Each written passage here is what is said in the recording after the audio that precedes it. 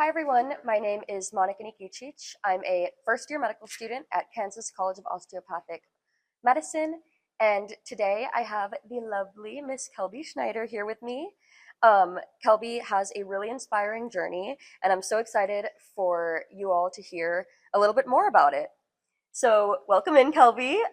You're a first year medical student, you're in my class. So, we're just going to be asking a couple questions here and getting to know a little bit more about you. Awesome, let's do it. Okay, so the first question that I have is, how has your life journey influenced your path to medical school and becoming a doctor? Yeah, so as a kid, I was always interested in science and everything, but I was never sure what that was going to lead to. And in high school, I struggled with an eating disorder, and my anorexia really inspired me to move into a nutrition-based field. So something that had the nutrition education and helping other people on similar journeys, and that we're frankly scared to talk about those journeys because it's something that's very stigmatized against still even nowadays, and sometimes glorified, unfortunately. And so I knew that moving out of high school, I wanted to do something related to that. When I was in college, I was really fortunate that I had some great friends, great parents that really believed in me and told me, hey, there's this really cool thing called a doctor of osteopathic medicine. You should look into it. And so I did. And I just fell in love immediately. I loved the idea of body, mental health, and spirit, and how all of that is what is part of your health, your journey. Right. And all I wanted to do was help people realize that, see that, and help my patients someday. And so from there in college, I just started on my journey, continuing towards that path. And I would say that there's a lot of different things that have contributed to it, of course, but my eating disorder journey has been one of the most influential things. It's something that I would never want anybody else to go through, but I would go through it in a heartbeat again because it's made me the person I am today. Wow.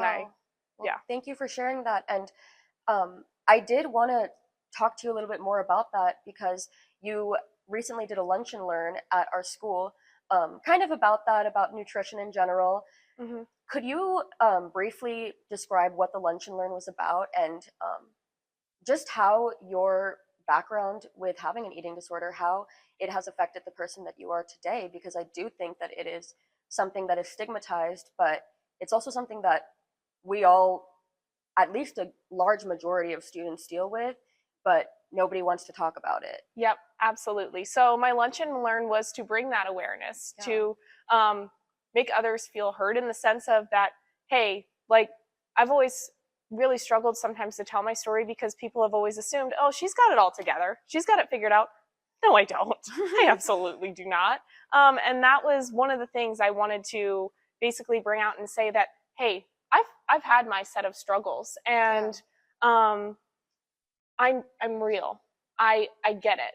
You can talk to me about this. And so that's kind of what the lunch and learn was about, is bringing awareness about what is anorexia, what are eating disorders in general, how do they affect everyone, because sometimes it does become a males are afraid to speak about it because they're like, well, I'm not supposed to be able to have that. That's Totally. not something that males have. Yes, it is. Absolutely. Anybody can. And like I said, in our society today, it's all the more prevalent that it's glorified in some way. So my lunch and learn was bringing out about what are some of the signs, what are the symptoms, what are the things that you don't see, and what are the treatments, and how bad are the treatments out there currently? Like, in terms of, it's very hard to treat an eating disorder, and it's very hard to be friends with someone who has an eating disorder too. I recognize that.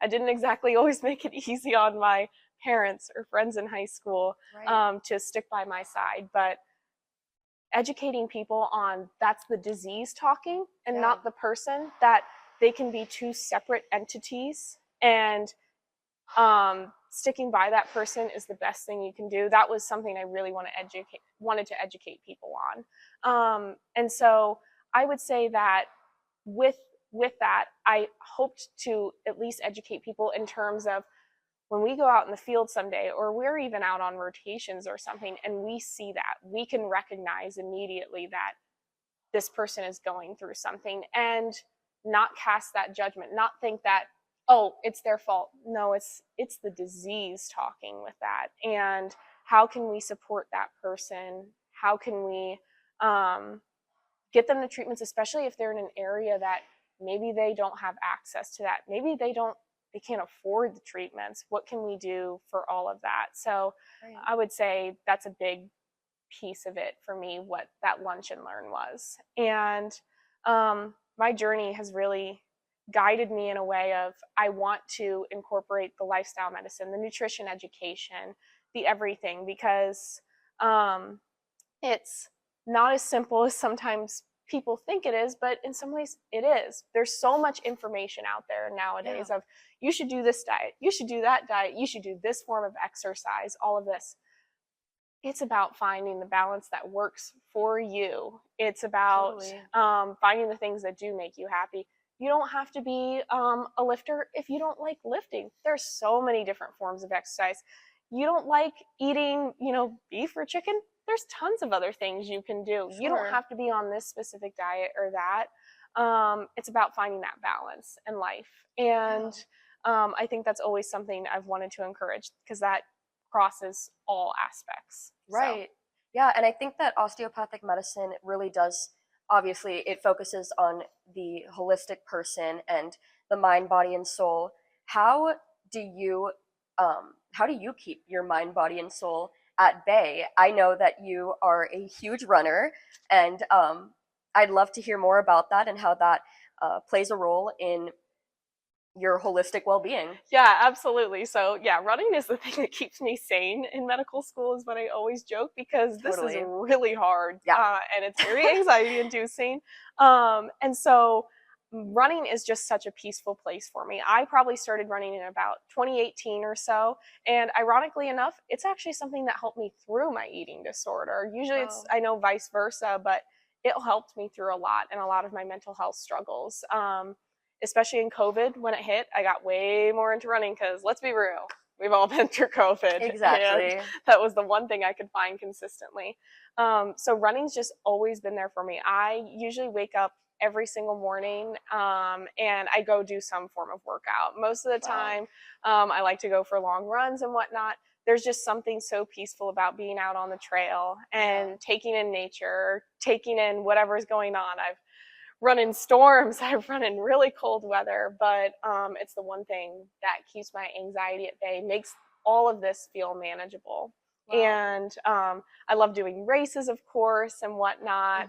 I'm pretty out and about in terms of, I'm always like, oh, I got a race this weekend, or I've got this race coming up, or sorry, I gotta go to bed. It's like 9 because I gotta run tomorrow morning. So that's definitely a big piece of my personality, and anybody can attest to, as you even touched on, if you get me talking about running, I probably won't shut up about it, because I just love talking about it. And I love sharing that with people. If and that's the thing, people have asked me before about it, and it's like, if you enjoy it, don't do it because you're like, oh my God, everybody's doing it around me. Do it because it brings the sense of peace, the enjoyment for you, and it does that for me, and that's why I do it. Wow, that's awesome. Yeah, and you and I, when we were partnered up in OMM that one time, that one lab, we got off into a whole tangent about running, because everybody knows that you like to run, that you're a runner. My experience with running is actually a little bit the opposite from yours. So I always kind of associated running with like a darker time and like a way to lose weight and to, kind of like perpetuate a potential eating disorder that I'm sure I was struggling with earlier. How do you kind of switch that narrative and not associate it with, I guess, a negative thing? Like, how do you make it into a positive? Absolutely. And it is a hard balance. The thing I've always said about having an eating disorder is, once you have it, recovery is for the rest of your life. Recovery never ends. It's always every day you wake up and you go, okay, what are we dealing with today? Some days the voice is really loud, and some days you're like, this is manageable. I can do this. And so for running, the way I've always looked at it is that my body is so capable of something so amazing. I mean, to be able to go out and run 7 miles, That's huge. How cool is that our body can do that? I'd be doing my body a disservice by not giving it the energy and fuel and nutrients and the everything it needs, the rest, to do that every single time. Now, the rest, sometimes getting sleep in medical school can be kind of funny to see. Yeah. But that's how I've always tried to flip the narrative, especially if I have that like little voice in the back of my head that's like, hey, you know what?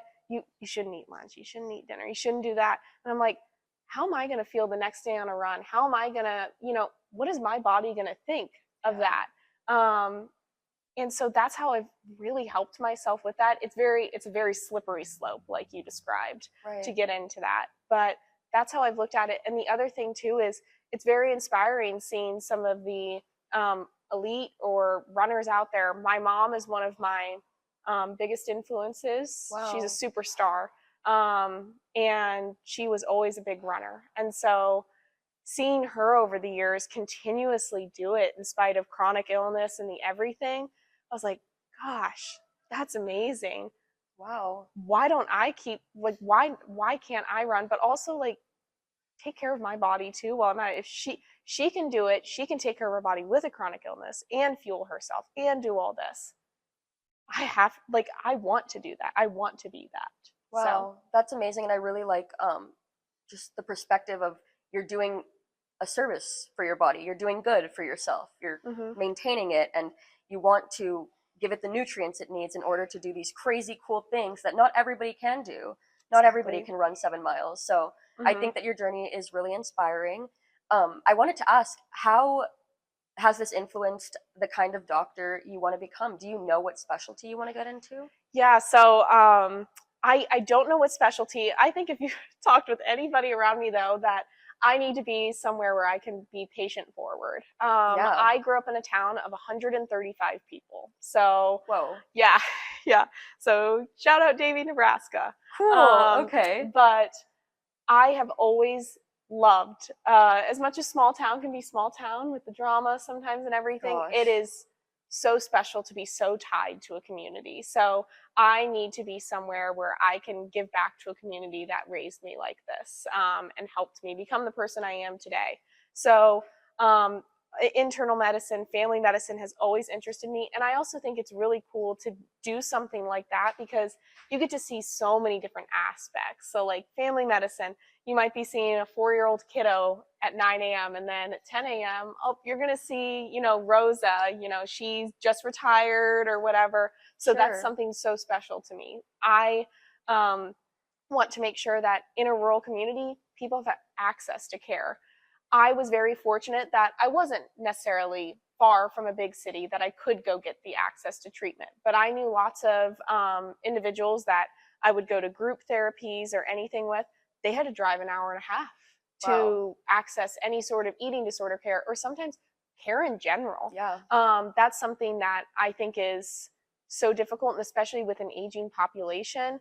I mean, I get it. Who wants to drive 40 minutes just to go to the doctor sometimes or just to go get a checkup? So bringing that access to care for people is super important to me. And in rural communities especially, keeping the health maintenance, hey, how can we proactively take care of you so that we don't have to worry about all of this for a really long time, hopefully. Sure. What can we do now to give you the best life? The best quality of life is the biggest thing. Right, yeah. So you want to get into rural medicine? Yep.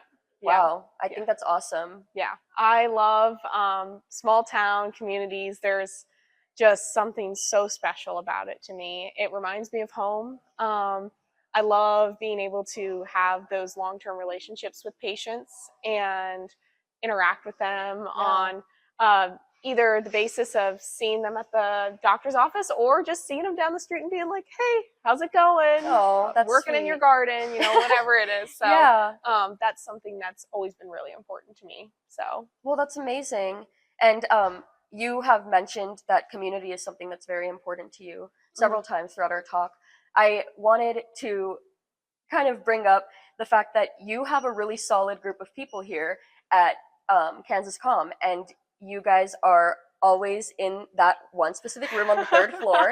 Can you talk to us a little bit about your friend group and how you came to be together, and I think it's really cool. I love it. Gosh, yeah. I'm really grateful for the friend group I do have. Yeah. I could not do this without them.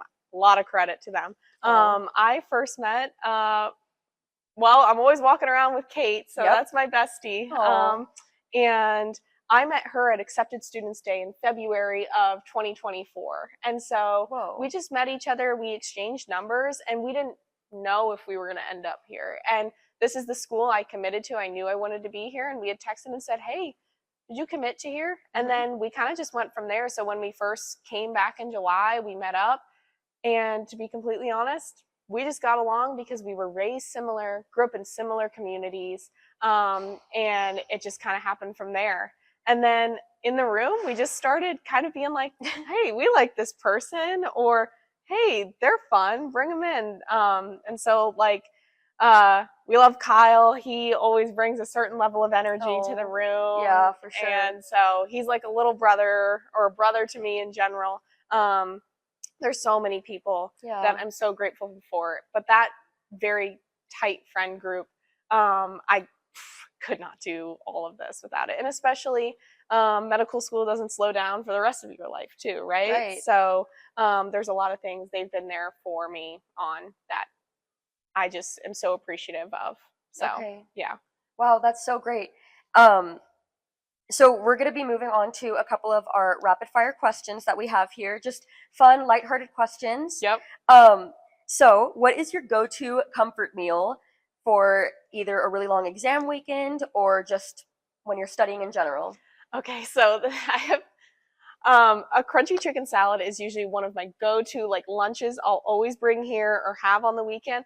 This is going to sound really strange. I'm a big snack girl. Anybody knows that I'm usually carrying a snack bag around. I am the mom of the friend group. I always have snacks. I really like carrots and peanut butter too. That's a hot take that most people don't agree with. It's really good. Try it. Okay. So I will try that because it kind of seems like it would complement. It works. They complement each other a little bit. Yep. Interesting. Okay, so carrots and peanut butter and a crunchy chicken salad. Yep. What makes it crunchy? Like you just buy like the little Crispies. Yeah, the crispy chickens. Yeah. Yum. Okay. Next question. What is your study theme song? If you had to have a studying theme song, what would it be? Oh gosh, a studying theme song. Honestly, I listen to a lot of 5 Seconds of Summer, so I would probably say my go-to theme song is Me, Myself, and I, because I'm usually like, I'm just in on this, like, I gotta take care of myself for this exam, so that's a good question. 5 sauce, I love it. Yep. Very cool. Okay, and my last rapid-fire question is, how do you celebrate after a big exam? We're currently in the middle of our finals week. How are you celebrating? Yeah, that's a great question. So it's a cop-out answer to say I go for a nice long run, but that is one of the ways I reward myself. But honestly, another thing I really like to do is just like go home and clean. I love cleaning so very much, so that's kind of one of my celebrations, but then be out with friends. So like whether we're doing a game night or we're going to a concert or something, but I love game night, so that's probably my celebration. Very cool. What's your favorite game? I really love Exploding Kittens. I don't know if you've ever played that before. I've never, but I've seen it. Oh, that's a fun game. Really? Okay. I'll have to play that. Yeah. Exploding Kittens. Okay, cool. Okay, could you talk to us a little bit about your role as the secretary of Kansas College of Osteopathic Medicine and kind of what it entails and everything that has to go into it? I know that you are in charge of sending the weekly student newsletters, and those are honestly so cool and fun, and I just love your design is really cool in general. It's like very engaging. Oh, so sweet. I love to look at them every time. I'm like, oh my god, let's see like what's popping this week. But so tell us a little bit about that role. Yeah, absolutely. So pretty much my job is, like you said, send the SGA newsletter, send any emails, do any communication within the executive board, within the council, outside the council. That's kind of like my gig, or at least funnel people into the right areas to do so. So I'm kind of I always say I love checking my email because I do, and it's also my job. Me too. But yeah, that's kind of my role. So I just arrange all that stuff, set up Zoom meetings, set up the meetings for all our council our executive board, and then the general body meetings we usually have beginning of every month with all of the student body. So that's kind of my role. And then the newsletters, frankly, like that's one of the pieces that I do a little extra work on Canva just because I like making them all cutesy and everything too. Yes.